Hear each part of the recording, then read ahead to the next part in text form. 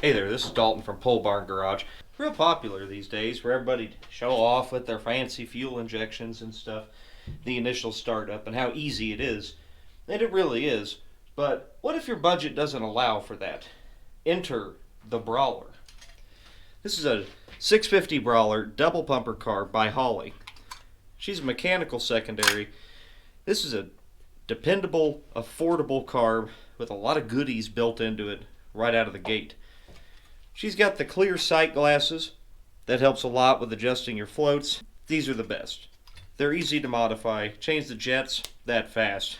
You know, you can change the metering blocks, change your accelerator pumps. You can do it all on the car. So, what we're going to do today, I'm just going to show you a quick setup, quick install, and just get your basic settings running. Step 1. Remove Brand X carburetor. Get yourself something to hold all the hardware in. The spray paint cap works pretty good.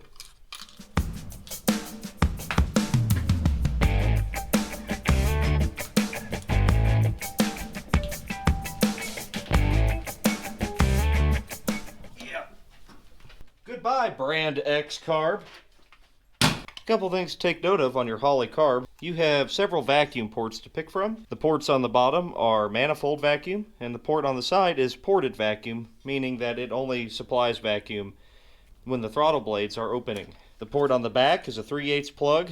That's for your brake booster, your PCV valve, that kind of thing. Always ensure that your carb mounting surface is clean and free of any debris. We have some extra gasket material left on here. I'm just going to run a razor blade across it. On our vintage Holley Street Dominator intake manifold. Now your new Brawler carburetor is going to come with a new carb gasket. It's going to come with an air horn gasket. And some miscellaneous hardware for a transmission kickdown / TV cable, I believe. You'll need that if your application calls for it. Ours does not. Turbo 400, don't need it.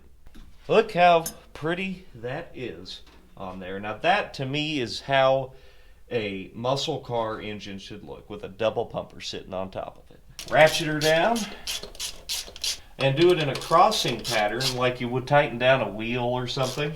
Now don't go whole hog on this thing. You don't got to go crazy tightening it down. Just, torqued. Always hook up your choke wire. You just need 12 volts. Keyed 12 volts. Do not pull it off of the coil, and that will let your choke work. This is adjustable, and I can show you how to do that if we need it. They're usually pretty close right out of the box. Let's go ahead and get our tuning software up and running. Yep, it's ready to go. Now I'm going to crank on the car with the coil disconnected, fill the bowls with fuel, and check for fuel leaks. Always do that first. Don't introduce the sparks until you know that there's no fuel leaks. Our filter is full. We got a little bit in the bowls, and we can now see if we give her some gas, we can see that she's squirting fuel. And we don't want to flood her, so that's probably enough.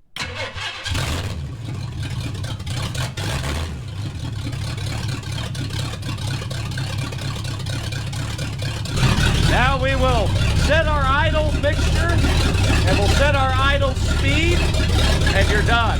I like to set the mixture screws, turn them in until it just starts to run a little rough, then back them out till it smooths out.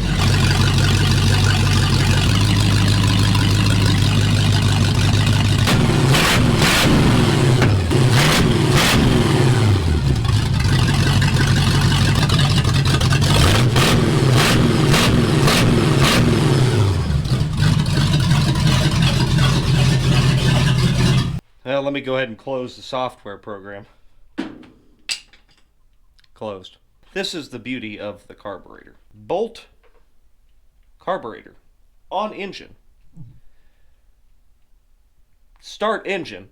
Carburetor go gas, yeah, and dump gas in engine. Engine go vroom vroom, and that's it. You don't need an engineering degree to figure it out, and that's kind of that's the beauty of it. You can tell that she's responsive. It's the benefits of that double pumper there. Instant response.